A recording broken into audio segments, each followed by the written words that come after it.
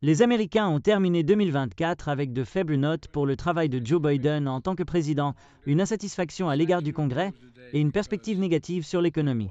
Cependant, le chef sortant de la Maison-Blanche a tenté d'améliorer la perception de ses réalisations, du moins en ce qui concerne la politique étrangère.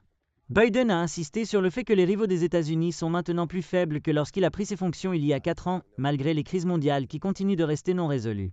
Dans un discours prononcé devant des diplomates américains au département d'État, il a salué le soutien de son administration à l'Ukraine et aux guerres d'Israël au Moyen-Orient. Les États-Unis gagnent la compétition mondiale et ne seront pas dépassés économiquement par la Chine comme cela avait été prévu. La Russie et l'Iran, en revanche, ont été affaiblis par des guerres sans l'implication directe des États-Unis. Comparé à il y a 4 ans, l'Amérique est plus forte, nos alliances sont plus fortes, nos adversaires et concurrents sont plus faibles. Et nous ne sommes pas allés en guerre nous-mêmes pour rendre tout cela possible.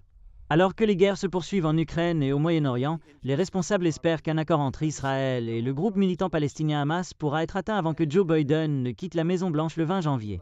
Biden a déclaré que les négociateurs étaient proches d'atteindre un accord qui permettrait la libération des otages détenus par le Hamas dans la bande de Gaza et mettrait fin au combat là-bas pour permettre une augmentation de l'aide humanitaire. Atteindre un accord possible à ce stade, cependant, a été lié par certains médias à l'avertissement que le président élu Donald Trump a fait il y a quelques jours, lorsqu'il a déclaré que l'enfer se déchaînera au Moyen-Orient si les otages ne sont pas libérés avant qu'il ne prenne ses fonctions.